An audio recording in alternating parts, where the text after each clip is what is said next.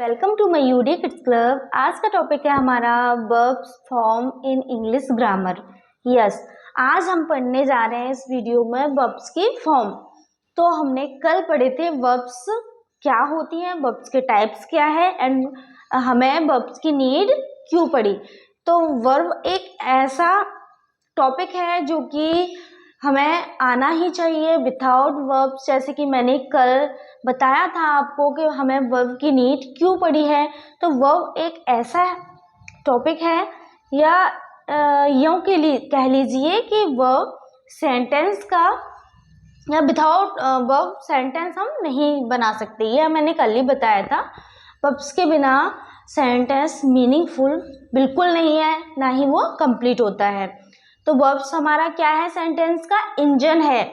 तो जब इंजन की जरूरत तो हमें हर जगह होती है, इसलिए हमें वर्ब्स के टाइप्स, वर्ब्स के फॉर्म एंड हमें वर्ब्स किस तरीके से हमें यूज करना है, सब कुछ जान लेना जरूरी होता है। तो इस वीडियो में आज हम आपको वर्ब्स के फॉर्म पढ़ाएंगे। तो वर्ब्स जब भी हम याद करते हैं तो बहुत ज़्यादा दिक्कत होती है, चाहे वो first form, second form and third form. तो फर्स्ट फॉर्म तो एक वर्ड होता है, सेकंड फॉर्म उसकी हम ईडी, एस, ई जो भी है उससे बनाते हैं, एंड थर्ड फॉर्म भी हमें बनाना होता है या लर्न करना होता है। तो जब भी याद रखने में दिक्कत बहुत ज़्यादा आती है first, second and third form में। तो अब याद कैसे रखें, इस वीडियो में हम आपको वही तरीका बताने वाले हैं कि हमें वर्ब्स के फॉर्म किस तरीके से याद रखना चाहिए। आई होप आपको यह सुनकर बहुत अच्छा लगा होगा कि मुझे कम से कम रटना नहीं पड़ेगा। आज से हम इसको समझेंगे कि वर्ब्स के फॉर्म किस तरीके से बनाए जाते हैं। यस, तो आज हम आपको रटाएंगे नहीं, ना आपको बोलेंगे कि आप लर्न करो, सिर्फ यही बताएंगे कि माइंड का यूज करो और वर्ब्स के फॉर्म बनाओ। Let's start now this video. तो वर्ब्स की फॉर्म कैसे याद करना है हमें, आज हम वो बताने वाले हैं आपको। तो first form, second form and third form तीनों ही आपको बताएंगे हम। तो आज मैं बताऊंगी आपको तरीका, उसे फॉलो करके आपको बनाना है वर्ब्स के फॉर्म। तो best trick of learn verbs form, best trick बताने जा रही हूँ आपको। तो आज आप हमारे इस वीडियो में लास्ट तक बने रहें, वरना आपको समझ नहीं आएगा, छोड़कर नहीं जाए इस वीडियो को। साइंटिफिक फैक्ट, यूनिवर्सल ट्रूथ, ये इडियम्स एंड प्रोवर्ब्स अगर प्रेजेंट इंडेफिनिट में आ जाते हैं तो आपको क्या लगाना है, एस या ई एस का यूज करके हमें एस या ई एस का यूज करके हमें क्या बनाना है, इसका सेंटेंस बनाना है। जैसे कि सेंटेंस तो ठीक है, बट जब भी बात आ जाती है साइंटिफिक फैक्ट, यूनिवर्सल ट्रूथ या इडियम्स एंड प्रोवर्ब्स की तो हमें सेंटेंस को कैसे कंप्लीट करना होता है जब भी प्रेजेंट टेंस की बात होती है। तो हमें एस या ई एस, ये आपको दिखाई दे रहा होगा, एस या ई एस लगाकर वर्ब दे दी जाती है। और इधर जैसे ब्रैकेट में दे दिया एस या ई एस लगेगा, तो हमने उसमें से क्या लगाया, एस लगाया। यहाँ पर ही जेमार वोजवर दे दिया, तो क्या लगेगा, तो जब भी साइंटिफिक फैक्ट, तो the earth turns 360 degree every day, तो टर्न्स मूव करती है या टर्न करती है, तो यह क्या है, एक साइंटिफिक फैक्ट है। तो जब भी साइंटिफिक फैक्ट की बात आएगी तो क्या लगाना है, एस या E S. The sun rises in the east, ये यूनिवर्सल ट्रूथ है, ईस्ट में उगता है सन, तो एस या ई एस लगाया। केयर किल्स द कैट, ये प्रोवर्ब्स है, care kills the cat.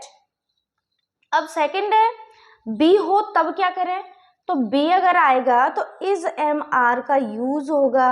B miss होता है होना, कोई भी चीज होती है तब हम किन वर्ब्स का यूज करते हैं, तो is am are, was were, being and been का यूज करते हैं अकॉर्डिंग टू टेंस।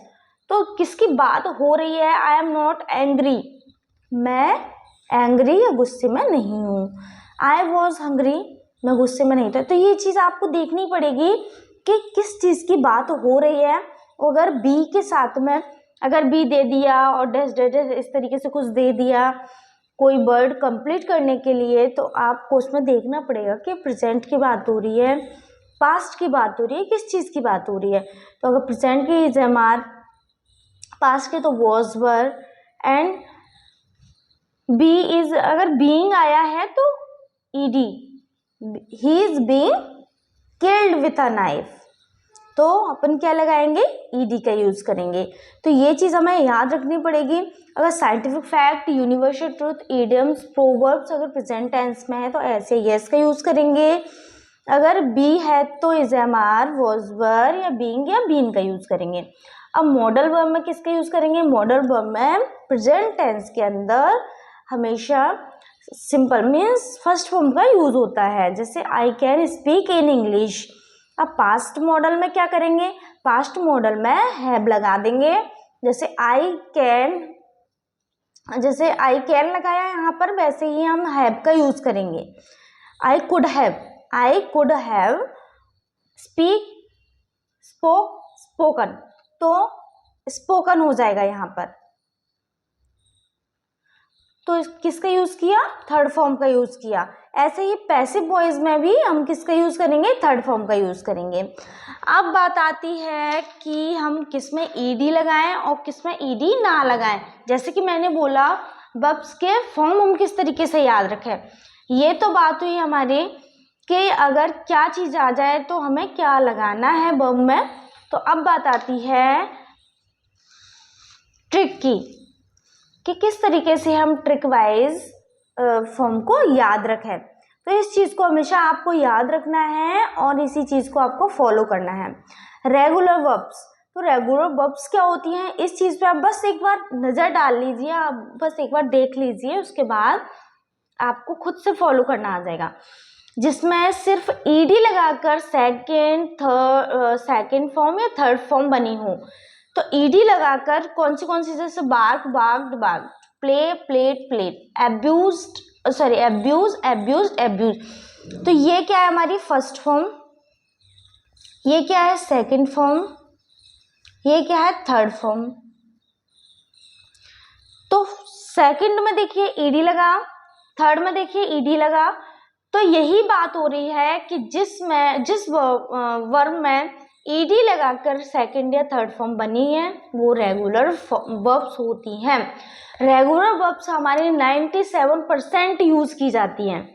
तो 90% यूज जब हो रही है तो हम क्यों कंफ्यूज होते हैं, जब भी हम सेंटेंस बनाते हैं तो वर्ड में क्यों कंफ्यूज जाते हैं कि हमें क्या लगाना है। 97% में इसके चांसेस ज़्यादा होते हैं। तो आप जब भी कॉम्पिटिटिव एग्जाम देते हैं उसमें हमेशा कंफ्यूज हो जाते हैं। जब भी नया वर्ड देखते हैं तो वो नया वर्ड जब भी आप पकड़ते हो या फिर जब भी देखते हो तो उसमें कंफ्यूज होने वाली बात नहीं। आज के बाद आप कंफ्यूज नहीं होंगे।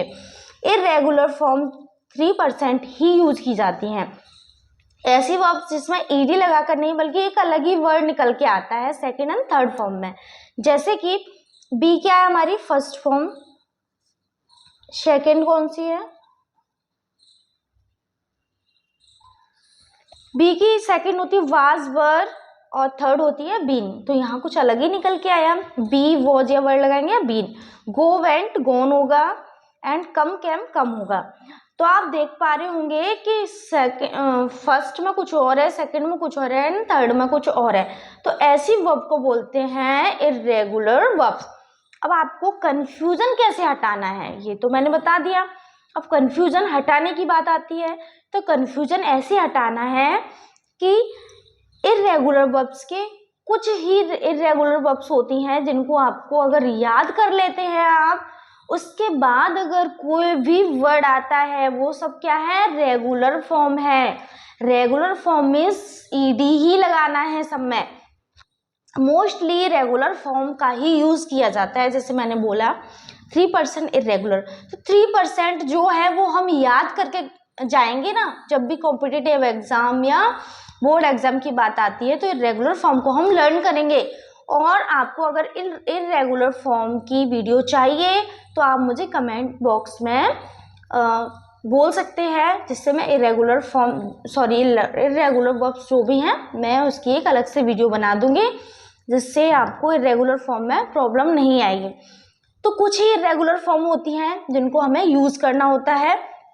इर्रेगुलर फॉर्म में एक अलग ही वर्ड निकल के आता है, बट रेगुलर फॉर्म में सेकंड एंड थर्ड फॉर्म जब भी बनाते हैं तो ईडी का ही यूज करते हैं। तो आई होप आपको अब बात समझ आ गई होगी कि हमें इर्रेगुलर के पीछे नहीं भागना है, रेगुलर फॉर्म का माइंड में याद रखना है कि ईडी लगाना है। इर्रेगुलर फॉर्म बहुत कम होती हैं जिसमें कंफ्यूजन वाली बात नहीं है, अगर हम याद कर लेते हैं तो हमारा काम चल जाता है। आई होप आपको ये बात समझ आ गई होगी, अगर समझ आ गई है तो प्लीज़ वीडियो को लाइक करें, शेयर करें, चैनल को सब्सक्राइब कर दें। Thank you so much.